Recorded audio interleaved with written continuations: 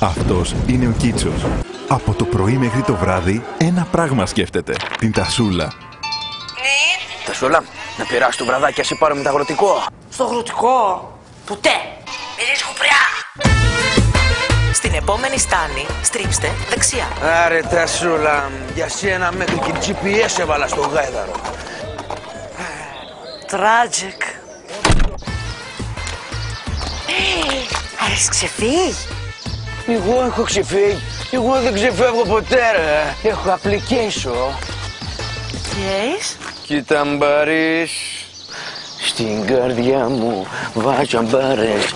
Πίσω κάνω άλλες χάρες. Στην καρδιά μου βάζω μπαρές. Ακόμα και στο κάρο του χρόνου μας τσικάρω. Κίτσο.